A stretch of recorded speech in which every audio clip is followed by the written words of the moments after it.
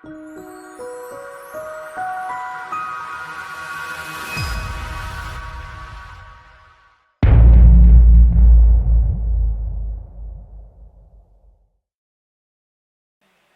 back to part 4 here from Tattershall in Lincolnshire for the FAB Racing British Mini Bikes Championship. It's the Minimoto Pro Class. Up next, Johnny Garness it is that goes off pole. He rides the 57 bike. Off P2, it's Mason Foster providing him with the biggest challenge this year. 3 podiums, 2 race wins. Sullivan Mountsie with 3 podiums goes off P3. He had the championship lead after 1 round. Kyle Payne goes off P4. The 10-year-old from Thatcham rides the 25 bike.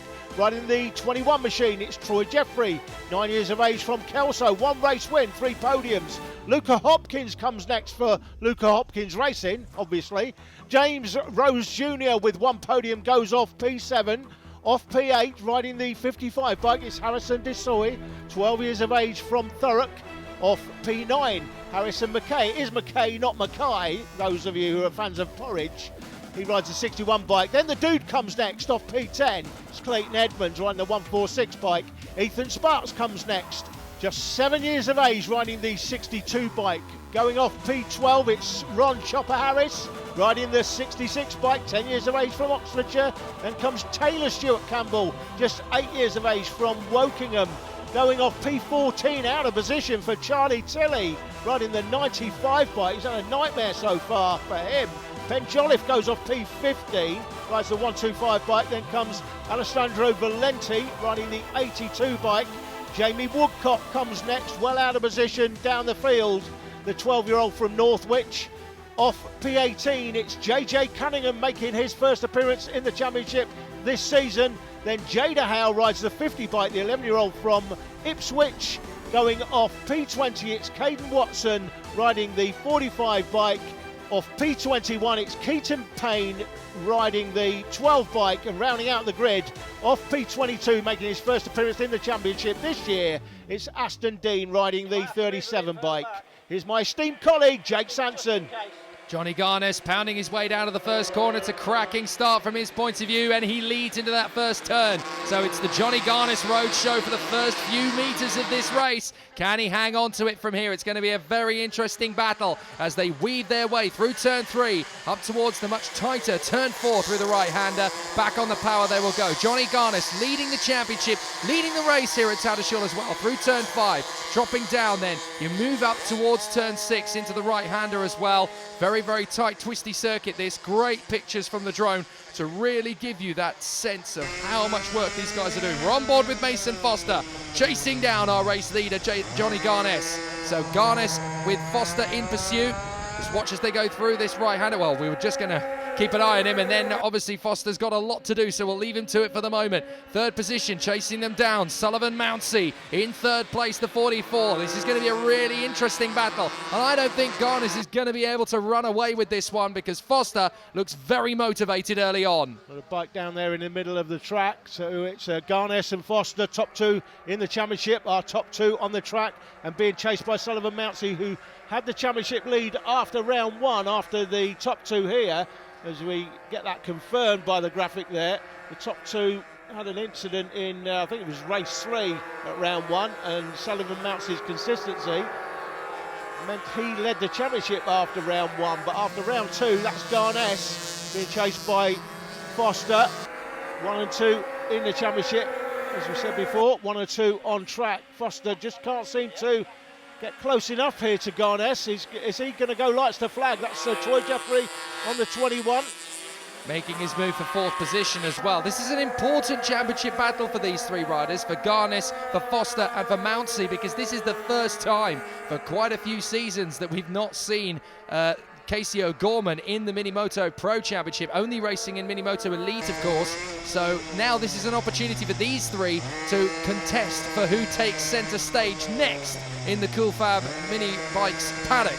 So they're all going to want to try and fight for supremacy. At the moment, Johnny Garness seems to have got the best consistent run of the draw. Ran very wide there, though. He's going to get a bit of pressure from Foster and from Sullivan Mountsie if he keeps that kind of thing up. Mountsie looking a lot more competitive as they come up and over the bumps. you feel that so much more on the Minimoto bikes than you would do on the Mini GP. So these guys really learning their racecraft in the toughest possible discipline for youngsters to get onto the bikes. The bikes are bigger as they move up, but they're nowhere near as twitchy as these Minimoto bikes. You learn so much about balance, about poise, about control, about discipline, about commitment riding these Minimotos. It is genuinely at national level the best way for these guys to basically be tested for whatever can be thrown at them, and they are producing some amazing riders at this level. It's great to see so many riders have come through from this paddock and go on to big things. Need I say more when I mention Danny Kent, Moto3 world champion? He came from this paddock and he knows all there is to know about motorbike riding at the top level. So what a fantastic kindergarten to go for it. Look at the gap the top three have pulled out though over this battle. It's Troy Jeffrey battling away there, although he's lost that fourth position as they come through this time by. That looks to me to be Kyle Payne, who has gone through in a fourth place on the 25 bike. You can tell from the leathers, not from the front fairing, unfortunately. But that is Kyle Payne in fourth position, and they are just dropping away from the leaders. So it's now Payne versus Jeffrey for that fourth place scrap. Great overall pictures from the drone, of course. You can pick out your favourite riders. Back on board here with Mason Foster. We've got traffic in front of the race leader, but Garnes disposes of him comfortably, as does Foster. This is Kyle Payne on the 25, chased by Troy Jeffrey. This is a battle for fourth place out of the final turn. There's Kyle Payne picked out, leading that battle for fourth as they go across the line. But here comes Troy Jeffrey down the inside. Is he going to get the inside line? Doesn't quite hold on to it. Well, fair play to Jeffrey for giving it a go, because don't forget, he was involved in that incident earlier on with Harrison Crosby, and that could well have knocked him for six in terms of confidence. So fair play to him for having another crack at it, but just deciding at the last minute, do you know what? I've already been very lucky today. You don't want to push that luck too far, do you? And that is Aston Dean they are lapping, taking his first steps in the world of Minimoto Pro, of course. So they've all got to learn somewhere, and although he looks a little bit taller than the other riders out there, everyone has to start somewhere. Yeah, he's a lot bigger, and that is going to slow him down. Oh, Clayton Edmonds is down. Yeah, the dude is down in the middle of the track. There he is. Clayton, goodness me, bad luck strikes again. That is a real shame. As we go back to the leaders, well, they're only going to get a short yellow flag in that section of the circuit. It's certainly not a disastrous one for the race. It is for Clayton Edmonds, but these three tied up again, actually, Alan. They are getting closer to each other, and I think a lot of that work is being done by Sullivan Mountsie, putting pressure on Foster. That makes Foster increase his tempo, and that puts him closer to Johnny Garnes. They're going through the traffic as well, which definitely helps Sullivan Mountsie get a little bit closer. They went either side of the back marker there, goodness me. Foster went one side, Mountsie went the other. It's Mountsie that seems to have the momentum. That's allowed the race leader, look at that, Jake, to pull another good 10 to 12 bike lengths as he comes down the straight. Mountsie looking up the inside of Foster in the hairpin. Is he going to get that work done? I'm not sure. No, he doesn't. He's still there in third place. The gap back to fourth position is an absolute country age, would you believe, at this point. And still we are looking at a couple of the battles further back, as that was a little bit of an impediment there. But look at these guys battling for the victory still. Garnes given a little bit of space between himself and Foster, but it's definitely not a dominant race from Garnes, is it? Because he doesn't quite have that ultimate pace over the riders behind. This is going to decide it, Jake. The traffic in front could decide this race. Got three riders in front who are going to come under pressure here. That's Keaton Payne, who's going to be the first one ticked off, I think. No probs. Is it going to be the same for the other two? We're on board with Foster. This could get very interesting. Garnes has made short work of it, but Foster looks like he's been held up. Oh, that's Mountsie! Goes past. Mountsie just goes for the left side, cuts across to the right, uses the back marker to his advantage. That is absolutely incredible. Sullivan Mountsie saw an opportunity, realised the queue was getting clustered, and went boom, I can take it. Superb. Up to second place, Sullivan Mountsie. For me, that is one of the moves of the season, and it's going to be really hard for anybody to better that. Very, very opportune move there by Sullivan Mountsie. I've seen some things in this paddock. Saw the opportunity and pounced on it. And Garnes looks like he's going to take this one comfortably now, because that traffic has allowed him to get a bigger lead. He puts his arm up to the man that's being passed. Johnny, don't be too nonchalant about it. You can almost unsettle the bike there as through comes Garnes. And Mounsey in second place, he waved as well as he went through. And we got somebody down at turn 1.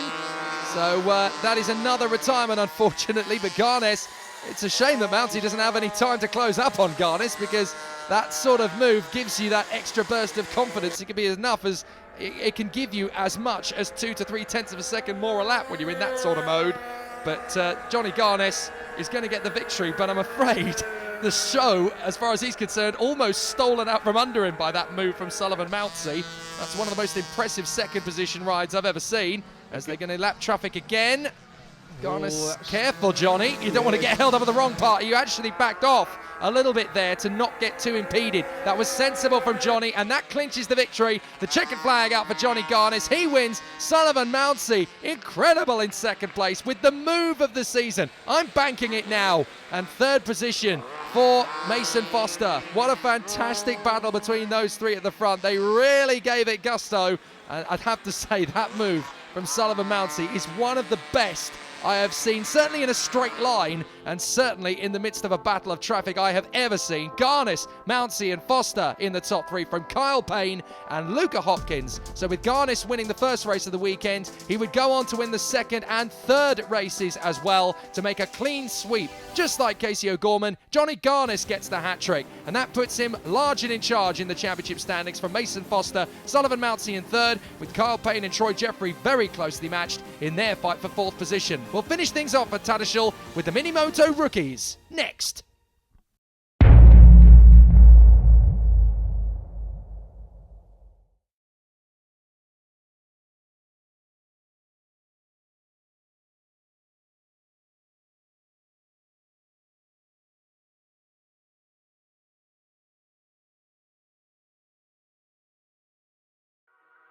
Thank you.